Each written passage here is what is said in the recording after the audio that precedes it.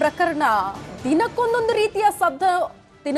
ರೀತಿಯ ತಿರುವನ್ನ ಪಡೆದುಕೊಳ್ತಾ ಇದೆ ಅನ್ನೋದಕ್ಕೆ ಮತ್ತೊಂದು ರೀತಿಯ ಟ್ವಿಸ್ಟ್ ಈಗ ಸಿಕ್ಕಿದೆ. ಆಂಬಿಡೆಂಟ್ ಬಹುಕೋಟಿ ವಂಚನೆ ಪ್ರಕರಣಕ್ಕೆ ಮತ್ತೊಂದು ಟ್ವಿಸ್ಟ್ ಸಿಕ್ಕಿದೆ. ಪ್ರಕರಣ ಮುಚ್ಚಿ ಹಾಕುವುದಕ್ಕೆ ಲಂಚ ನೀಡಿದ್ದಕ್ಕೆ ಮತ್ತೊಂದು ತಿರುವು ಸಿಕ್ಕಿದ್ದು ರಾಜಕಾರಣಿಗಳು ಮತ್ತು ಪೊಲೀಸರಿಗೆ ಹಣ ನೀಡಿದ್ದ ವಿಚಾರಕ್ಕೆ ಸಂಬಂಧಪಟ್ಟಂತೆ ಫರೀದ್ನಿಂದ ಹಣ ಪೀಕೋದಕ್ಕೆ ಖ್ಯಾತನಾಮರ ಹೆಸರು ದುರ್ಬಳಕೆ ಆಗಿದೆ ಅನ್ನೋದು ಇಲ್ಲಿ ಸ್ಪಷ್ಟವಾಗಿ ಗೊತ್ತಾಗ್ತಾ ಇರೋದು. ಸಿಸಿಬಿ ಅಧಿಕಾರಿಗಳ ವಿಚಾರಣೆ ಸಂದರ್ಭದಲ್ಲಿ ಸಿಸಿಬಿ ತನಿಖೆ ವೇಳೆ ಬಯಲಿಗೆ ಬಂದಿದೆ ಮತ್ತೊಂದು ಹೆಸರು. ಫರೀದ್ನಿಂದಲೇ ಹಣ ಪಡೆದು ಉಂಡೆನಾಮ ಹಾಕಿದ ಕದೀಮ ಈಗ ಅಂಧರಾಗಿದ್ದಾನೆ. ಕೇಸ್ನಲ್ಲಿ ಮತ್ತೊಬ್ಬ ವಂಚಕನನ್ನ ಸಿಸಿಬಿ ಪೊಲೀಸರು ಈಗ ಬಂಧಿಸಿದ್ದಾರೆ. ಫರೀದ್ಗೆ ಯಾಮಾರಿಸಿದ ವಂಚಕ ಅಶ್ರಫ್ ಬಂಧನ ಹಾಕಿದೆ ಅನ್ನುವಂತಹ ಅಪ್ಡೇಟ್ ಇದು.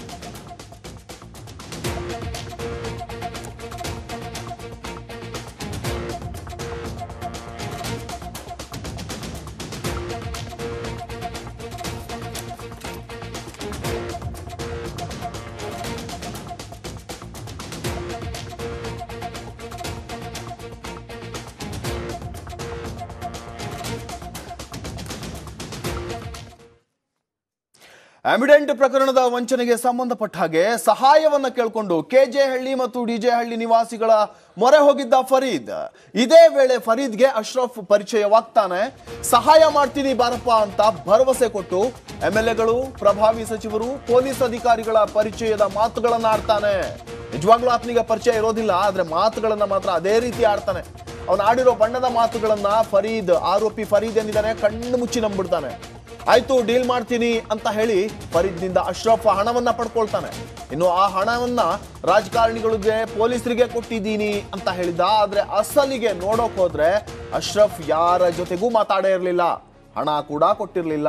ಇನ್ನು ಅಶ್ರಫ್ನನ್ನ ನಂಬಿ ಹಣ ಕೇಳೋಕೆ ಬಂದವ್ರಿಗೆ ಆವಾಜ್ ಹಾಕ್ಬಿಟ್ಟಿದ್ದ ಫರೀದ್.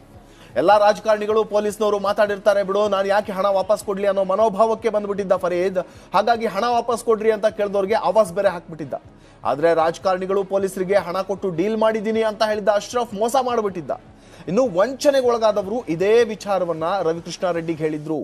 ರವಿಕೃಷ್ಣ ರೆಡ್ಡಿ ಫರೀದ್ ಹೇಳಿದ್ದಾಗಿ ಹೇಳಿದ್ದ ಅಂತೆ. ಇನ್ನು ಈ ರೀತಿಯಾಗಿ ಆರೋಪವನ್ನ ಮಾಡಿದ್ರು. ಇನ್ನು ಪತ್ರಿಕಾಗೋಷ್ಠಿ ನಡೆಸಿದ ರಾಜಕಾರಣಿಗಳು ಪೊಲೀಸರ ವಿರುದ್ಧ ಆರೋಪ ಕೂಡ ಮಾಡಿದ್ರು. ಇದರ ಬೆನ್ನಲ್ಲೇ ಫರೀದ್ ಹೇಳಿದ್ರ ಬಗ್ಗೆ ತನಿಖೆಯನ್ನ ನಡೆಸಿದ್ರು ಸಿಸಿಬಿ ಅಧಿಕಾರಿಗಳು.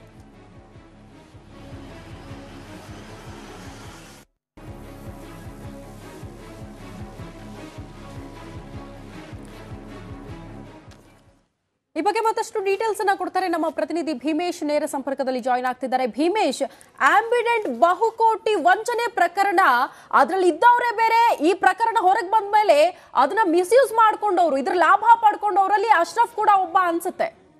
ಖಂಡಿತವಾಗ್ಲೂ ಶ್ರುತಿ, ಯಾಕಂತ ಹೇಳಿದ್ರೆ ಆಂಬಿಡೆಂಟ್ ಪ್ರಕರಣದಲ್ಲಿ ಸಾವಿರಾರು ಜನಕ್ಕೆ ಆಂಬಿಡೆಂಟ್ ಮಾಲೀಕ ಫರೀದ್ ವಂಚನೆ ಮಾಡಿದ್ರೆ, ಈ ಫರೀದ್ಗೆ ಅಶ್ರಫ್ ಅಲಿ ವಂಚನೆ ಮಾಡಿರೋ ಬಗ್ಗೆ ಸಿಸಿಬಿ ಪೊಲೀಸರಿಗೆ ಏನೋ ಪ್ರಾಥಮಿಕ ತನಿಖೆ ವೇಳೆಗೆ ಗೊತ್ತಾಗಿರುವಂಥದ್ದು. ಅಶ್ರಫ್ ಅಲಿ ಯಾರಂತಂದ್ರೆ ಕೆಜೆ ಹಳ್ಳಿಯ ನಿವಾಸಿ. ಈತ ಫರೀದ್ಗೆ ಪರಿಚಯ ಆಗುವ ರೀತಿ ಯಾವ ರೀತಿ ಇತ್ತಂದ್ರೆ, ಫರೀದ್ ಮೇಲೆ ಸಾಲು ಸಾಲು ಪ್ರಕರಣಗಳು ದಾಖಲಾಗ್ತಾ ಇರ್ತವೆ. ಆಗ ಆತ ಬಂಧನದ ಭೀತಿಯಲ್ಲಿ ಇರ್ತಾನೆ. ಆಗ ಆತ ನಮ್ಮ ವಿರುದ್ಧ ಯಾವುದೇ ಕ್ರಮ ಕೈಗೊಳ್ಳಬಾರ್ದು, ಈ ಸಂಬಂಧಪಟ್ಟಂತೆ ಯಾವುದಾದ್ರೂ ರಾಜಿ ಸಂಧಾನ ಜೊತೆಗೆ ಕಾಂಪ್ರಮೈಸ್ ಆಗೋ ರೀತಿ ಸೆಟಲ್ಮೆಂಟ್ ಮಾಡಿಸ್ಕೊಡ್ಲಿಕ್ಕೆ ವ್ಯಕ್ತಿಯನ್ನು ಹುಡುಕ್ತಾ ಇರಬೇಕಾದ್ರೆ ಅಶ್ರಫ್ ಅಲಿ ಪರಿಚಯ ಆಗುತ್ತೆ.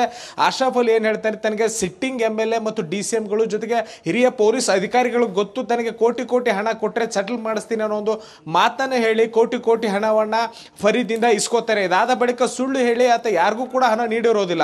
ಆದ್ರೆ ಫರೀದ್ಗೆ ತಾನು ಪ್ರಭಾವಿ ರಾಜಕಾರಣಿಗಳಿಗೆ ಮತ್ತು ಹಿರಿಯ ಅಧಿಕಾರಿಗಳಿಗೆ ಹಣ ನೀಡಿರೋದಾಗಿ ಹೇಳ್ತಾನೆ. ಇದಾದ ಬಳಿಕ ಯಾರೆಲ್ಲ ನ್ಯಾಯ ಕೇಳಿಕೊಂಡು ಆಂಬಿಡೆಂಟ್ ಕಂಪನಿಗೆ ಹೋಗ್ತಾರೆ. ಆಗ ಫರೀದ್ ನಿಮಗೆ ನ್ಯಾಯ ನಾವು ಕೊಡೋದಿಲ್ಲ, ನಿಮ್ಗೆ ಎಲ್ಲೂ ಹೋದ್ರೂ ಕೂಡ ನ್ಯಾಯ ಸಿಗೋದಿಲ್ಲ. ಯಾಕಂತ ಹೇಳಿದ್ರೆ ನಾವು ಈಗಾಗಲೇ ಎಲ್ಲರ ಜೊತೆ ಸೆಟಲ್ ಮಾಡ್ಕೊಂಡಿದೀವಿ, ಇದರಲ್ಲಿ ಸಚಿವರು ಕೂಡ ನಮ್ಮ ಜೊತೆಗಿದ್ದಾರೆ, ಹಿರಿಯ ಅಧಿಕಾರಿಗಳು ನಮ್ಮ ಜೊತೆಗಿದ್ದಾರೆ ಅಂತ ಹೇಳ್ತಾನೆ. ಆದ್ರೆ ಇಲ್ಲಿ ಅಶ್ರಫ್ ಅಲಿಯ ಸುಳ್ಳು ಹೇಳಿಕೆಯನ್ನೇ ಈತ ನಂಬಿ ಈ ರೀತಿ ಹೇಳಿರೋ ಬಗ್ಗೆ ಈಗ ಸಿಸಿಬಿ ಪೊಲೀಸರಿಗೆ ಮಾಹಿತಿ ಸಿಕ್ಕಿರುವಂತದ್ದು. ಸದ್ಯ ಸಿಸಿಬಿ ಪೊಲೀಸರು ಪ್ರಮುಖ ಆರೋಪಿ ಅಶ್ರಫ್ ಅಲಿಯನ್ನ ಮುಂಬೈನಲ್ಲಿ ಬಂಧಿಸಿದ್ದಾರೆ. ಆತರ ಪ್ರಾಥಮಿಕ ತನಿಖೆ ವೇಳೆ 5.5 ಕೋಟಿಯನ್ನ ಫರೀದ್ನಿಂದ ಪಡೆದಿರೋದಾಗಿ ಆತ ಹೇಳ್ಕೊಂಡಿದ್ದಾನೆ. ಹೀಗಾಗಿ 5.5 ಕೋಟಿಯನ್ನು ರಿಕವರಿ ಮಾಡಲಿಕ್ಕೆ ಸಿಸಿಬಿ ಪೊಲೀಸರು ಮುಂದಾಗಿರುವಂಥದ್ದು. ಜೊತೆಗೆ ಫರೀದ್ ಹೇಳಿಕೆ ಆಧಾರದ ಮೇಲೆ ಅಶ್ರಫ್ ಅಲಿಯ ಒಂದು ಕೈವಾಡವೇನು, ಈ ಪ್ರಕರಣದಲ್ಲಿ ಆತ ಭಾಗಿಯಾಗಿರೋ ಬಗ್ಗೆ ಇರುವಂತಹ ಸಾಕ್ಷ್ಯಾಧಾರಗಳೇನು, ಜೊತೆಗೆ ಆತನ ಪಾತ್ರ ಏನು ಅನ್ನೋದ್ರ ಬಗ್ಗೆ ಹೆಚ್ಚಿನ ತನಿಖೆ ಸದ್ಯ ನಡೆಸಲಾಗ್ತಾ ಇರುವಂತದ್ದು. ಶ್ರುತಿ. ಓಕೆ ಭೀಮೇಶ್, ಧನ್ಯವಾದಗಳು.